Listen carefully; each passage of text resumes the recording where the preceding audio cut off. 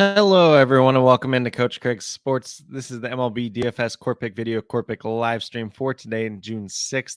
It is Tuesday. It is a 12-game main slate overall. Tuesdays and Fridays, of course, are going to be the bigger slates in general for most weeks. But with that being said, in this video, if you're checking out for the very first time, the way I do structure this, going over a recap of yesterday's picks, seeing how they turned out, talking a little bit of weather report for the day. Could be a little bit hit or miss weather for today's slate. A lot that could change throughout the day, obviously. So we will go over that. If anything changes throughout the day, we'll leave that down in the comments as well. Then going over to FanDuel, talking about the core picks that I do have. I go over one pitcher, 4 hitters in general, guys that have decent history, whether it's recent history or past history in terms of like hitter versus pitcher performance. Then last but not least, I go over to my cheat sheet, talk about the bottom half of that and the top GPP teams that I do have to stack for today. That cheat sheet is 100% free. It is up on the YouTube community tab. It's up on Facebook. It's up on Twitter. It's also up on Patreon, patreon.com/Coach Craig Sports if you want some additional notes on every given slate, Monday through Friday. Hitter versus pitcher matchups and pitcher history, whether I would play certain pitchers, avoid them, or whether or not they are kind of a risky play on any given day. But with that being said, we're going to get into it with a recap of yesterday's picks. So we're going to go over to the core picks from yesterday. Went with Yohan Oviedo, pitcher for the Pittsburgh Pirates against Oakland A's yesterday at $8,400. Ended up pitching 7 innings. He got 34 points. He was a hit. He was the 6th overall pitcher on yesterday's slate. A decent performance from him. Obviously, there were better pitchers out there yesterday, but obviously more expensive as well. Aaron Nola ended up being the top dog at 67 points scored. He was $10,000, so a little bit heftier price tag there, but still was a good player out of Oviedo yesterday. At first base, we went with Nate Lowe at $3,200. Got 12.5 points. Did give him a hit as well since he got double-digit points, and he ended up being the 4th first baseman on yesterday's slate. A couple guys that got 12.7, so he was far behind them as well. So nothing too crazy there out of him, but solid play regardless. At third base, we went with Alex Bregman, who had some decent history with Alex Manoah in the past. Manoah actually pitched really bad in this game and gave up like 7 hits, 6 earned runs pretty early on in this game. So unfortunately, Bregman was not a part of that, but 1 for 5 yesterday, only ended up with 3 points, so to give him a miss. At the outfield, we went with Kyle Tucker at $3,400, got to 31.4 points. He was the hit and the top overall outfielder on yesterday's slate, so a very good play out of him. And then last but not least, we had Juan Soto. Liked him against Kyle Hendricks yesterday. Didn't end up working out as he did go over 4 for 0 points at $3,600, so he was a miss. So a little bit of hit or miss history in terms of the picks yesterday, but some pretty solid plays there, especially if you went with some of the Astros stack. If you stacked a couple different teams, Astros and Phillies were really good. Marlins were a sneaky stack yesterday. So a lot of different options out there that did end up working out pretty well overall. But with that being said, gonna stop sharing the recap screen. We'll go over to RotoWire, take a little bit of a look at the weather for today, just in general. So going to move over there, and hopefully this is loading rather quickly today, which it does not look like it's doing. So I do apologize for that. If you guys have any questions at all, if you're watching live, feel free to drop them in the live stream. And then if you're watching on replay, feel free to leave them down in the comments and I'll get back to you as quickly as possible. Also, would be very interested in your guys' own personal opinions of who your favorite play is for today as well.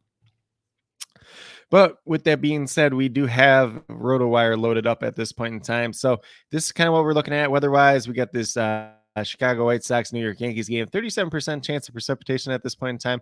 Doesn't look like any games are going to get postponed at this point in time for this day. There is quite a few spots where there could be some potential rain, potential delays. This game is one of them. We got Washington Nationals, Arizona Diamondbacks, 14% chance of rain over there. Then we move down to Pittsburgh, and Oakland looks pretty safe there. Toronto and Houston is in a dome.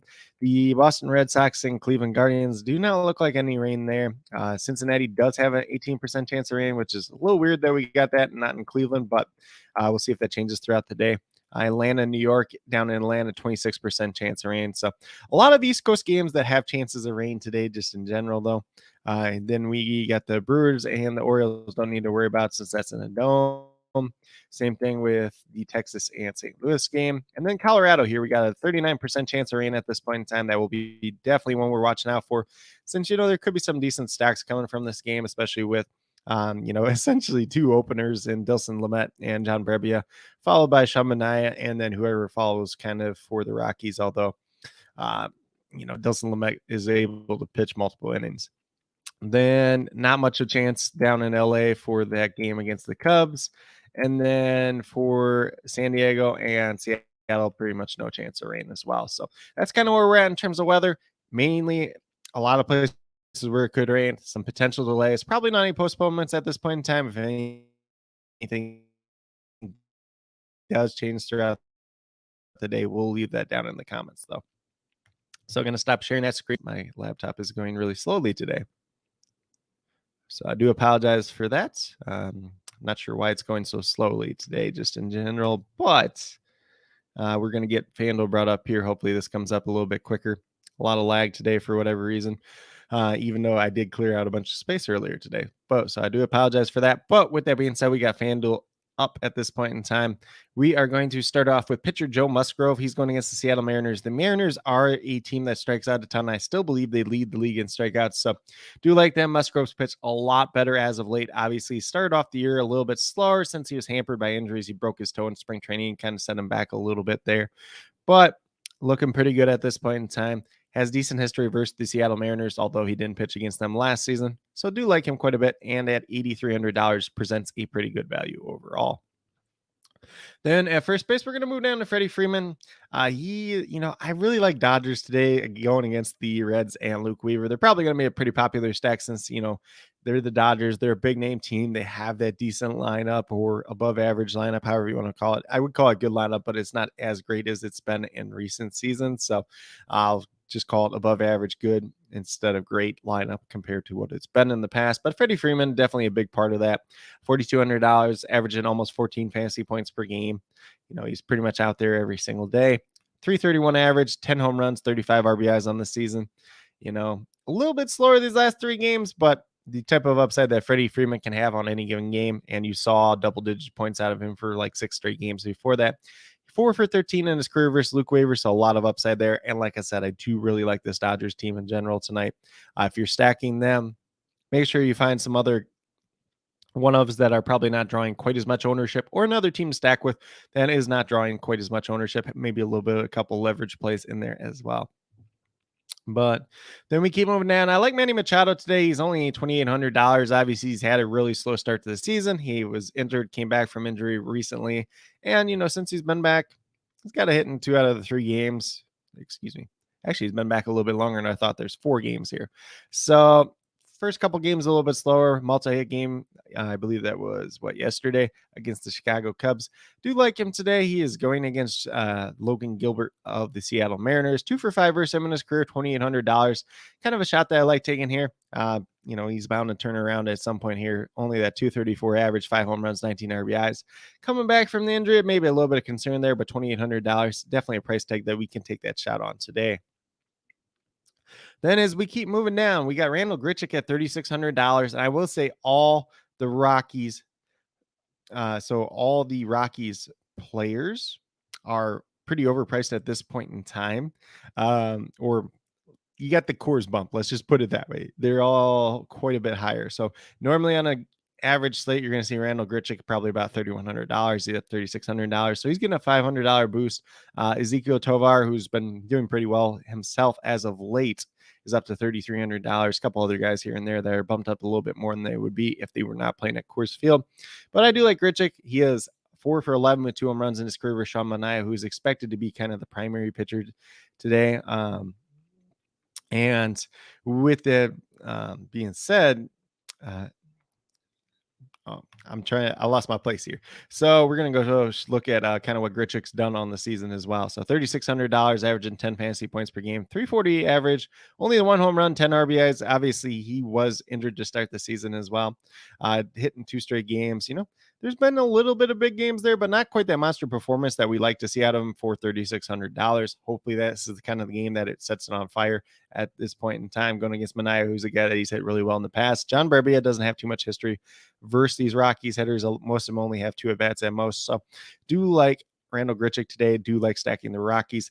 I do see Joe left a comment over here too as well regarding Musgrove. So He said Musgrove only has 2 games north of 90 pitches this year. Does it give you any hesitation? Not really, particularly. Musgrove's a pretty efficient pitcher just in general. We can look over that once we get done talking about the core picks, go back over to kind of some of his game logs. Obviously, to start this season, he had that broken toe in spring training. He was kind of brought along slowly too. I will look at this as soon as I get done with this core picks. We'll bring up his game logs and kind of track the pitches where they've been in the recent starts for him. So I'm just going to finish out here real quick. And then last but not least for the core picks, I do have Eddie Rosario here. Eddie Rosario has actually been hitting the ball pretty well as of late, $2,700. He has really good history in his career versus Carlos Carrasco. He's 13 for 38 with 3 home runs versus him. And Eddie Rosario is, in general, a pretty streaky hitter. So we saw it a couple of years ago when the Braves won the World Series. He came over and he got on that really good hot streak, especially late in the season in the playoffs, everything else like that. So we see, multi double digit points here, the last 3 games. He's on, well, let's see, a 6-game hitting streak at this point in time, 256 average, 8 home runs, 25 RBIs on the season. It's a good matchup against Carrasco, who he's done pretty well against in his career. Like I said, with core picks, you don't have to put all these guys together. Personally, typically you're going to be stacking more or less, but fitting in like a Manny Machado or Eddie Rosario is kind of like a one-of in a lot of lineups does make some sense as well. But with that being said, if you go with these 5 players that I do have listed, you have $13,400 remaining, just under $3,400 per player remaining. So a lot of room to get creative there, whether you're paying up for some guys, putting some of those Rocky sitters in there that are going to probably be pretty popular in general, but are a little bit overpriced at this point in time because of the course bump. But a lot of different ways that we can approach this slate just in general. So with that being said, normally go over to the top GPP teams to stack, but we are going to go over to RotoWire once again. We'll go over to Joe Musgrove and kind of look at this since Joe was asking about him with his kind of limited pitch count in recent or so far this season, I should say. So we're going to look up Joe Musgrove over here. Hopefully this is loading for you guys as I'm kind of typing in and everything else too. So this will be able to show us all the game logs for Joe Musgrove so far this season. So just waiting for this to load here. Every once in a while, this takes a little bit longer to load. Obviously, there's multiple sites that you can use just in general for game logs. But when we're looking at it from the perspective, so we see 297s there. Honestly, just the last 2 starts, which have been his best 2 starts of the year, he's at 88 and 80. He's just been ultra efficient. So it seems like he's kind of on that 6 inning limit at this point in time, which is kind of what we need at the minimum for FanDuel. You don't see too many pitchers nowadays going well past 6 innings anyways. So it's not a major concern. $8,300. He's underpriced. Obviously, we're looking for the win and the quality start out of him. If you get a win and a quality start out of any given pitcher on any given slate, you are going to get 10 points right there. And that's going to be the difference. A lot of times make or break. So let's see. We got Nim Fufu over here. So where can you find the lefty versus righty stats? So there's a lot of different resources out there. Even on here, I'll show you on RotoWire too. So if we go down on Joe Musgrove, so this we'll have lefty righty splits here too as well. So this is since 2021. You can look at this season where lefties are actually hitting 225 versus him this year. Righties are actually hitting a little bit better.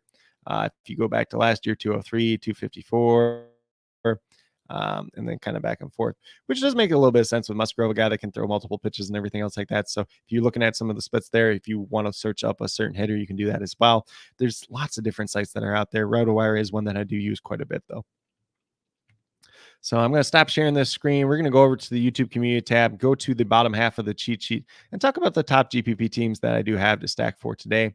Like I said, not too concerned about Musgrove at this point in time. He's just been ultra efficient those last couple starts. Doesn't really seem like he's got that major pitch count limit. And at $8,300, definitely do like him in general, going against the Seattle team that does strike out quite a bit at this point in time. Then we're going to move over to the top GPP stacks. Like I mentioned, I like the Dodgers quite a bit today. They are going against Luke Weaver. Luke Weaver has never quite become the prospect that he was once promised to be, but he's been with about 4 teams since then. Just kind of eating innings for the Reds at this point in time. Dodgers have pretty good history versus him, whether it's a Freddie Freeman. I'm trying to remember who else had really good history versus him. There's just a couple different ones. Him, Max Muncy. David Peralta's got decent history versus him. Jason Hayward. Obviously, some of the younger guys like James Outman and Miguel Vargas don't have as much history, but you can still mix and match them in as well if they do end up starting. Obviously, Mookie Betts, you can play at second base, shortstop, outfield. So a lot of different ways to plug him in as too. But Dodgers, if you're stacking them, look for another stack that's probably not drawing quite as much ownership there to go pair along with them, or a couple of interesting one-offs that maybe are not drawing quite as much ownership. Then we do have the Colorado Rockies. Like I said, we got the Rocky or the Coors Bump, where a lot of their pricing is a little bit more than it has been, but they have really good history with Sean Manaea in the past, whether it's Charlie Blackmon, Jurickson Profar, Randall Grichuk, Ezekiel Tovar, Elias Diaz, who's $3,500, which I wouldn't probably recommend today, but he has hit Manaea pretty well in the past. So there's quite a few options from that Rockies lineup. If you want to play the Giants side of that game too, you can probably do that as well. And then I like the Angels are going against Hayden Wesneski. He is taken out of the rotation by the Cubs. Now he's back in it because Steele is on the IL at this point in time. Hasn't been the greatest, hasn't really proved much at the major league level at this point in time. He was doing pretty well in spring training, but hasn't done so much since then. There is really no history versus this Angels lineup.